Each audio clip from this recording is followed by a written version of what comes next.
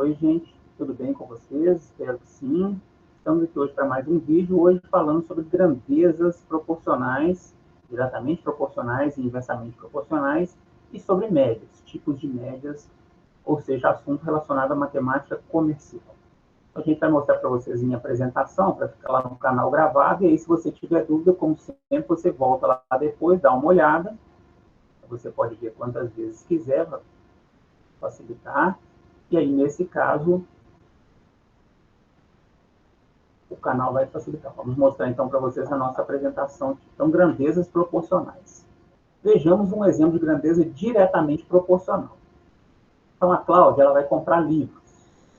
A Cláudia compra livros que custam R$ 20 cada um deles. Comprando um livro, logicamente que ela paga R$ 20. Por lógica, pensando, analisando, se ela comprar 2 livros, ela vai pagar R$ 40. 3 livros, R$ 60, 20 de cada um. 4 livros, R$ 80 e assim por diante.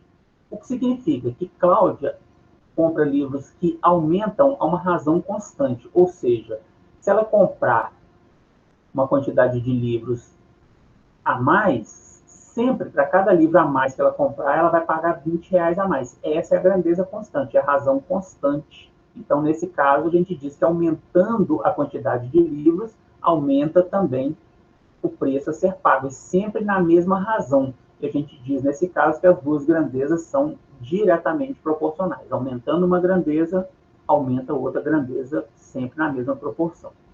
Isso vai ser importante para vocês resolverem regra de 3, que está num outro vídeo aí no canal, que fala sobre essas grandezas serem diretamente ou inversamente proporcionais. Se a gente analisar um exemplo contrário, a gente vai chamar de grandezas inversamente proporcionais. Analise a seguinte situação. Um automóvel faz uma viagem de Belo Horizonte a Juiz de Fora. Se ele tiver uma velocidade de 60 km por hora, vamos imaginar que ele gaste 12 horas de viagem. Aumentando essa viagem, dobrando a velocidade dessa viagem para 120 km por hora, ele vai gastar metade do tempo, ou seja, dobrando a velocidade, metade do tempo. Aumenta a velocidade, diminui o tempo, inversamente proporcional. Se ele triplicar a velocidade, for uma velocidade 3 vezes maior do que ele tinha inicialmente, ele vai diminuir o tempo em 3 vezes. Então, vocês vejam que à medida que ele aumenta a velocidade, o tempo de viagem diminui, sempre numa proporção inversa. Se eu aumento aqui, se eu aumentar 4 vezes a velocidade, vai diminuir 1/4 do tempo da viagem. Se eu aumentar 5 vezes a velocidade, vai diminuir 1/5. Então, as grandezas são proporcionais, mas elas são inversamente proporcionais. Aumentando uma, diminui a outra, então. Então, nesse caso, à medida que a velocidade aumenta, o tempo diminui. Sempre na mesma razão, dizemos que essas duas grandezas são inversamente proporcionais. Então, exemplo de grandezas diretamente proporcionais, quando uma aumenta, a outra aumenta também sempre na mesma proporção. Exemplo de grandezas inversamente proporcionais, quando uma aumenta, a outra diminui sempre na mesma proporção. Se você pensar, se você raciocinar aí no seu dia a dia, você vai ver que existem diversos exemplos relacionados a isso aqui. A grande maioria das grandezas inversamente proporcionais estão relacionadas a tempo. Minutos, segundos, horas, são grandezas inversamente proporcionais. Tá?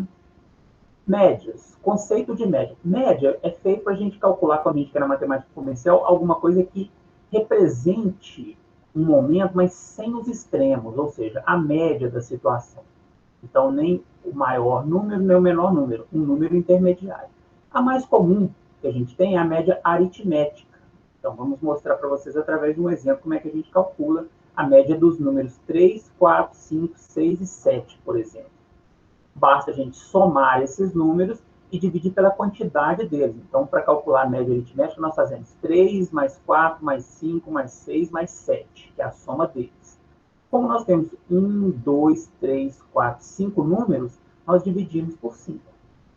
Então, nós vamos fazer a soma, que vai dar 25, e depois dividir por 5, chegamos então que a nossa média aritmética vai ser igual a 5 nesse caso.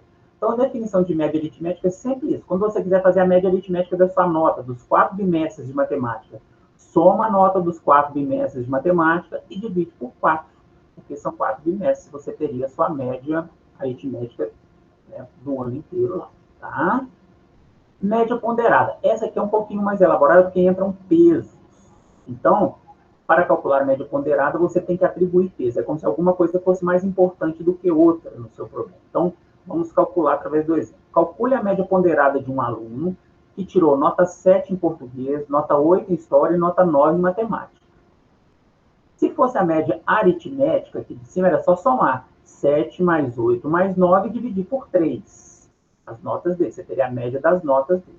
Mas ele quer ponderado, então tem que atribuir pesos, né? Então considere que os pesos das provas são 4 em português, 2 em história e 4 em matemática. Ou seja, as provas de matemática e de português são mais importantes para esse curso do que a prova de história, porque as provas de português e matemática têm peso 4, a de história tem peso 2, ela é menos importante. Tá? Então, os pesos atribuem uma certa importância a cada uma das notas ou das questões que você está querendo calcular aqui em cima. Então, dando uma resumida, notas na sequência. Nota 7 em português, está aqui em verde, nota 8 em história, nota 9 em matemática. Os pesos, 4 em português, 2 em história, 4 em matemática. Coloquei em cores aqui para você poder lembrar o que você vai multiplicar. Porque na média ponderada, você pega nota vezes peso. Então, está aqui em português, nota vezes peso, aqui em história, nota vezes peso, aqui em matemática, nota vezes peso. Está em parênteses, eu vou fazer essas multiplicações aqui primeiro. Então, 7 vezes 4, 28, 8 vezes 2, 16, 9 vezes 4, 36. Vou somar as três e depois vou dividir aqui pela soma dos pesos. Os pesos são 4 mais 2 mais 4. Aqui embaixo ficam os pesos. Então, aqui em cima, nota vezes peso, aqui embaixo só o peso.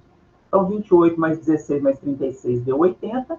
4 mais 2 mais 4 deu 10. E dividindo 80 por 10, chegamos na nossa média ponderada igual a 8, então, uma média que considera pesos. Então, tá? Então, se você entendeu, legal. Se você não entendeu, volta, dá uma olhada de novo, tente fazer alguns exercícios de algum livro. No mais, se cuidem e até a nossa próxima apresentação.